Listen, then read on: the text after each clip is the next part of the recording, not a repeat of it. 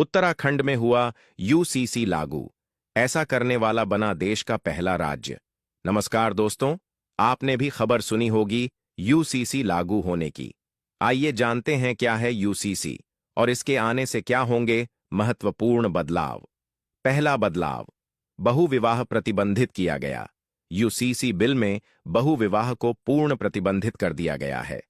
हर विवाह और तलाक का पंजीकरण ग्राम, नगर पंचायत, नगर पालिका, नगर निगम, महानगर पालिका के स्तर पर ही कराया जाना संभव होगा। इसके लिए पोर्टल भी एक माध्यम होगा। बिल में स्पष्ट किया गया है कि एक विवाह होने के बाद दूसरा विवाह पूर्ण प्रतिबंधित किया गया है। दूसरा बदलाव, शादी के लिए कानूनी उम्र 21 साल होगी तय।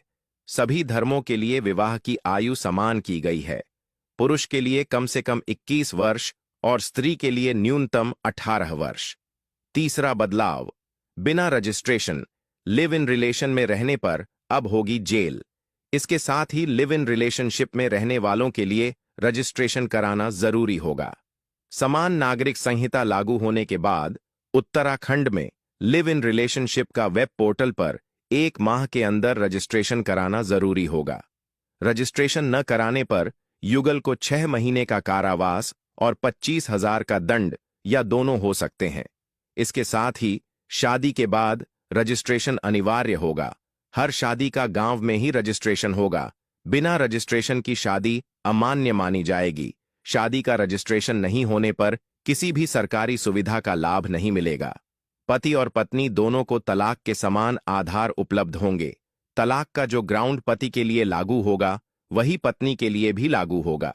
नौकरीशुदा बेटे की मौत पर पत्नी को मिलने वाले मुआवजे में वृद्ध माता पिता के भरण पोषण की भी जिम्मेदारी अगर पत्नी पुनर्विवाह करती है तो पति की मौत पर मिलने वाले कंपेनसेशन में माता पिता का भी हिस्सा होगा।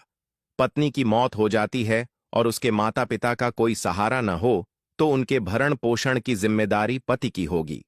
आजकल लिव इन रिलेशन और शादी और डाइवोर्स लोगों के लिए खेल बन चुका है। ऐसे में यूसीसी का लागू होना बहुत ही अच्छा कदम है।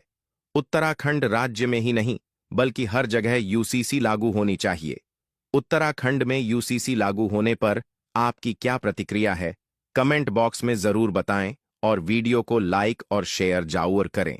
धन्यवाद।